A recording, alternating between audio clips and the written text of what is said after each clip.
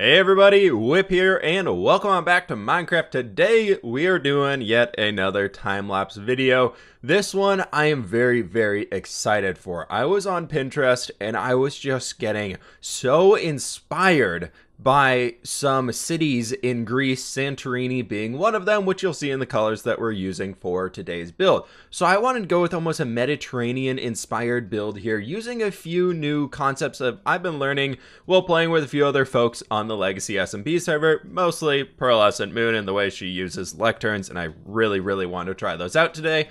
So we're going with a build here where I want to slow ourselves down here and just show you all the general guideline of how I'm kind of setting this one up. So in this one, we're going to go with a white theme structure. So currently using a bunch of diorite in here. Don't worry, it won't all look like bird poop later on. We will be fixing it up here very shortly. But I want to make a large central room for the house here and then add on a few structures that would be kind of connected to it.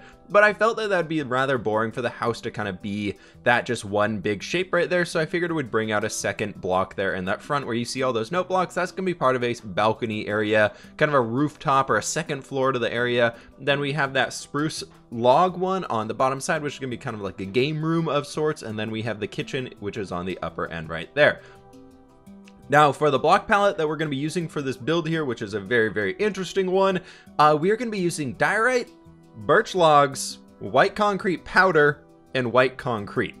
I know that sounds really weird, and I know it probably wouldn't look that great if you just started to look at it, but as we kind of set that into the tone of this entire place and reduce a lot of that diorite that we currently have in there and bring in a lot more of that white concrete, it really starts to come together in my opinion. I really like this one. Y'all will have to let me know what weird block palettes you've tried that have just worked. You're like, this isn't gonna work for me at all, this isn't gonna look good, and then the more you messed with it, it just worked out. Let me know that down in the comments below. I'm always looking for new ones to attempt, and maybe new builds can come from it. So let me know what y'all want to be seeing and weird blocks that maybe we can try and work with. What's the one that you think is the hardest to work with? A lot of people said diorite in the past, and now it's one of the most used blocks in a lot of builds that I've been seeing. But anyways, you can see a lot of the different roof structures that I'm starting to put together here. And I wanted to make these a little bit more rounded at the top. So I'm using some trapdoors with a slab at the peak of this one and just kind of bringing in a lot of stone accents as well as using a lot of the spruce in here. Just kind of keep that cool color palette that we have on this one. The spruce is going to be the wood block of choice because I think it goes the best with what we're going to be using here shortly, being the light blue terracotta being our roof block, which I thought was kind of a cool design that we could use for this one and be just a good way to work this one out here. In order to make the balcony work on the top here, we're actually going to be cutting that roof a little bit tight there on the corner, so it feels a little off, but we'll fix up later so it makes sense here. I'm just trying to get these base shapes in right now in my mind. A lot of this stuff is I'm just making it up as we go here, putting in a lot of these lines and hoping that they work out well, like all this light blue terracotta that we're using, not really planning where it's going, just bringing up one layer at a time. And I want to make sure we have enough space up here to be able to bring that second story building, being that spruce one with the note blocks, in a little bit further. And then now taking the time to actually, I've been jumping around a lot in this one now, but I want to take the time to come down here and get our roof in for this side structure. And one important thing to note here is that if you're making a lot of buildings kind of intersecting like we are here, or if you're going with any larger shaped or themed build of sorts and you have multiple roofs, I would highly recommend adding some sort of contrasting color. So not all of your roofs are just this light blue terracotta. We changed it up by just adding in that slab roof being all spruce wood, and it helped a lot. Now coming down here to doing that little bit of a lectern trick that I talked about earlier, we're touching base on that one, so thank you again to Pearl for the idea on there. Then getting in our last roof here on the top, things are going to start connecting up here as we're going to define the shape of where the second story building's going to go, and then somehow we're going to have this open up into the area where we could walk on top of the roof and have a bit of a balcony spot that'll work out pretty well for us. So bringing that rounded roof again, we can just fill it in with light blue concrete, or terracotta, sorry, and then bringing in another balcony railing here using our lecterns and just filling in the top with some white concrete to get that pristine, clean look that we're going for. And that's the base shapes of all of the build coming in here together. I think it turned out really cool. There's just a lot of craziness going along with this one, so it was hard for me to figure this out. This was a big challenge of a build for me. I spent a lot of time, like I am right back here, just staring at the build, being like, what are we gonna do? But it's totally okay. Testing out a few different things, even for simply what we're doing on the windows here. And of course, making a bunch of sandfall, very satisfying, not so much when you're trying to get a build done fast. But I thought some jungle leaves would be cool accents of colors that we could add around here just to get some extra leaf action going on and bring in more life into this area. Because I feel like one thing that we were lacking is a lot of life. I know we're on an island here, but now I want to take some time to start to tackle that. So building up a few custom trees over there just to get a few things going on.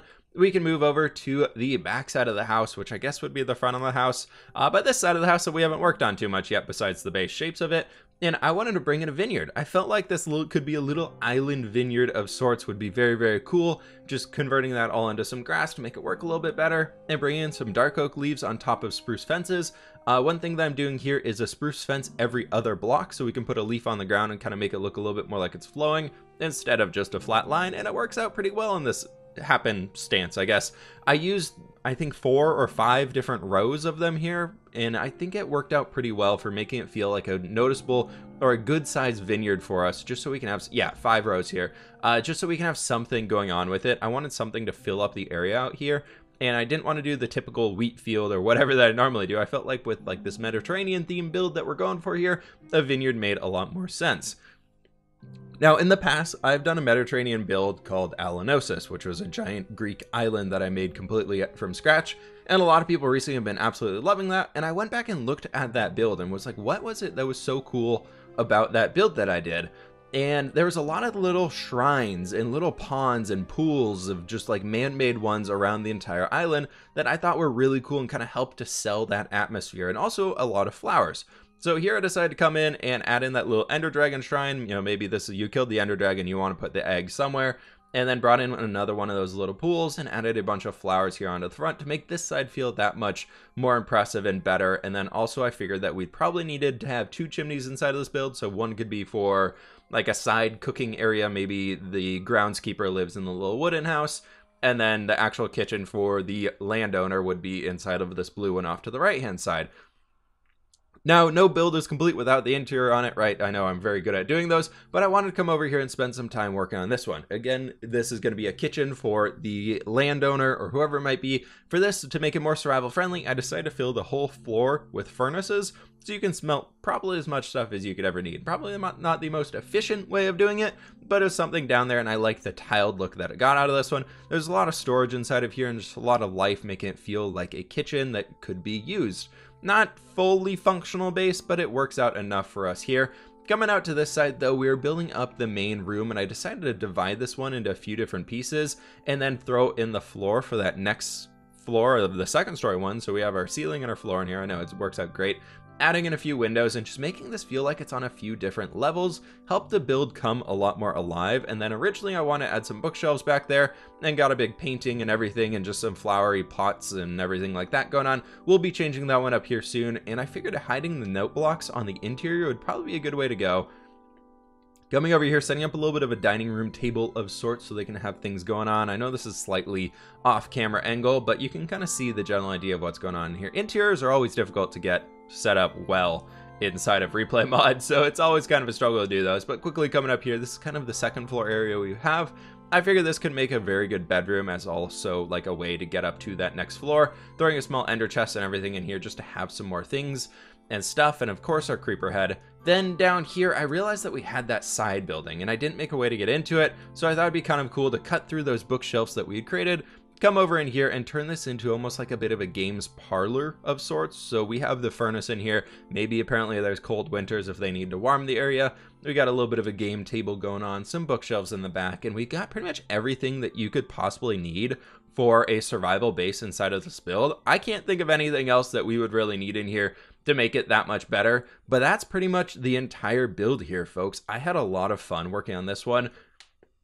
I do hope this was able to inspire some of you to try and come up with some new styles, try some new blocks out, and see what works. A lot of times things will look weird on a smaller scale when blocks don't quite perfectly line up together, but if you mess with it and at least get the base color of them, like a lot of the blocks we're using in here for the build itself are a lot lighter tone, being the whites and the light blues and everything like that, then using the gray stones to bring it all together, and a little bit of that spruce wood action to help kind of bring in those lecterns, because I really wanted to try using those ones out, but I think the build turned out really well in the end of this one. let me know what y'all think in the comments below on this one. I'm really curious to hear what you think, what other styles we should be trying out, and maybe if we should try and do something like this here in the Legacy server. There is that Mediterranean zone after all, and I've been itching to get over there in the near future. Not quite yet, still focusing on our current build, but I might be getting over there. And should this be a style we go for, or should we go for something a little bit different? But that's, as I mentioned, that's the whole build. I think at this point in time, it's gonna be time that we jump in there and take a first person tour around it and show y'all a little bit more about what's going on inside this world.